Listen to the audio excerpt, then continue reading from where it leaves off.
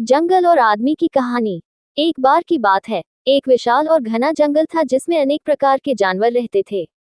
इस जंगल की खूबसूरती अद्वितीय थी, परंतु इसके बीच में एक बसा हुआ गांव भी था जहां एक साधारण किसान अपने परिवार के साथ रहता था। किसान का नाम रामू था और वह जंगल से लकड़ी काटकर और फसल उगाकर अपने परिवार का पालन करता था।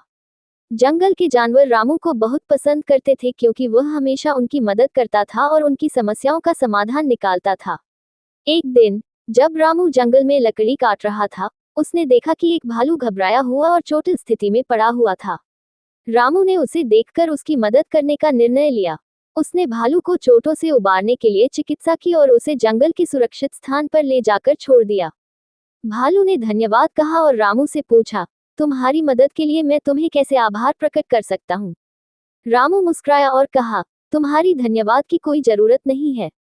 मैं बस चाहता हूँ कि तुम और बाकी सभी जानवर खुश रहें और जंगल में सुरक्षित रहें। इसके कुछ दिनों बाद जंगल में एक बड़ा तूफान आया। तेज हवा और बारिश ने जंगल को तहस नहस कर दिया। जानवरों के लिए यह एक बड़ी मुसीबत थी, लेकिन रामू ने फिर से उनकी मदद की।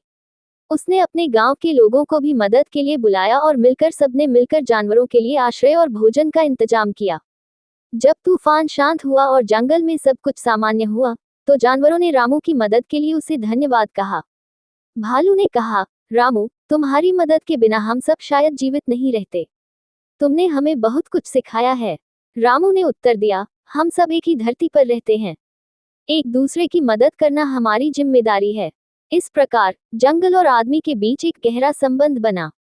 जानवर और आदमी ने मिलकर एक दूसरे की मदद की और एक नई दोस्ती का प्रारंभ हुआ।